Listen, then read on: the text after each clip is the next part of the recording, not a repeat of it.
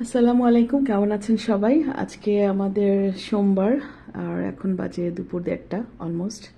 আমি বসে আছি আমার ওপিতে, একদমই খালি বসে আছি কারণ পেশেন্ট সকাল থেকে কিছু দেখেছি আর এখন আপাতত আমাদের পুরো ক্লিনিকই ফ্রি আছে।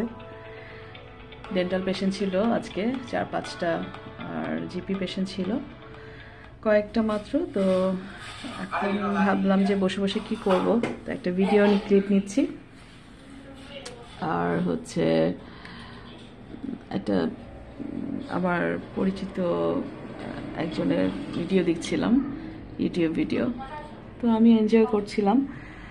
আর আজকে হচ্ছে UE national day. UE national day চলছিল আমাদের, শনিবার থেকে ছুটি চলছিল, আজকে মানডে, তো আজকে ছুটির সবচেয়ে শেষের দিন। আর লোকজন আসলে বেশিরভাগ যারা ইন্ডাস্ট্রিতে কাজ করে, এটা ইন্ডাস্ট্রিয়াল এরিয়ার মধ্যেই পড়ে। অবশ্য আমাদের সামনে প্রচুর রেসিডেন্স আছে, তো সবাই রেস্টের মধ্যেই আছে যেহেতু আজকে লাস্ট ডে। যারা শ্রমিক জাতীয় তারা তো তাদের প্রয়োজনীয় কাজ কারবার সারছে, রেস্টেই ছিল। হয়তো সকালে বেশ খালি খালি ছিল ক্লিনিক, অন্যান্য দিন সকালে বেশ রাশ থাকে। আর হচ্ছে আমি কিছুক্ষণ আগে একটু কানাডায় কথা বললাম, তারপর আর কি কিছু পেশেন্টের রিপোর্টস দেখলাম, আগের দিনের রিপোর্টস। একটা পেশেন্ট দেখলাম যে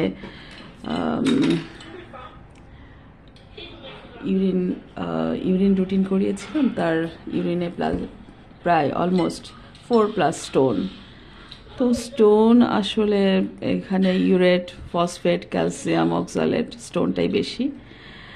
এই আসলে আমরা যে ইউই হচ্ছে বেসিক্যালি ডেজার্ট এরিয়া, তো ডেজার্ট এরিয়ায় যারা শ্রমিক কাজ করে, অনেক ড্রাই, যদিও এখন হচ্ছে মানে এখানে উইন্টার বলা যায়, তবে তারপরে অন্যান্য সময়ের মানে দুপুরবেলা বা সকাল 10টা 10 অনওয়ার্ডস 3 o'clock বা 4 o'clock পর্যন্ত ভালোই টেম্পারেচার আদার কান্ট্রির তুলনায় বেশ বেশি থাকে, অনেক ড্রাই ওয়েদার। সেই কারণে এখানে প্রচুর দেখা যায় রেনাল স্টোন কেস পাওয়া যায়।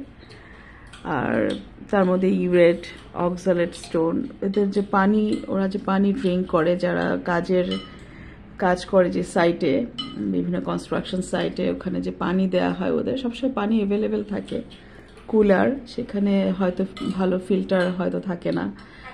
বা আরেকটা হচ্ছে যে খাবার দাবারের, যেমন খাবারের তেলটা খুব ভালো হওয়া উচিত, যেটা এখানেও অনেক ভ্যারিয়েশন, তেলের কোয়ালিটি বেশি ডার্ক তেল, ডার্ক যেটা ভেজিটেবল অয়েল বা ইয়েলো যেগুলো কালার, ওগুলোতে পাম অয়েল মিক্স করা থাকে ইউজুয়ালি।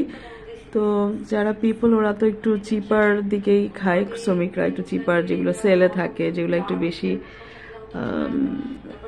মানে রিজনেবল প্রাইসটা নেওয়া হয়, কিন্তু তেলটাই খুব কেয়ারফুলি খাওয়া উচিত। আর জানি না কেন মানে স্যাচুরেটেড চর্বি থাকে বা তেলের যে শোধন, মানে এটার এত ভ্যারিয়েশন হয়, হয়তো বেশি শোধন করার জন্য কস্ট বেশি পড়ে।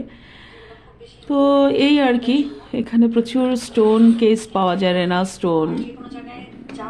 মানে পেশেন্ট এমন হয় যে একদম গড়াগড়ি দেয়া ব্যথা নিয়ে আসে, সেই ক্ষেত্রে অবশ্য আমাদের ইমার্জেন্সি ইনজেকশন দেওয়ার মোটামুটি 5 মিনিটের মধ্যে পেশেন্ট সেটেল ডাউন হয়ে যায়।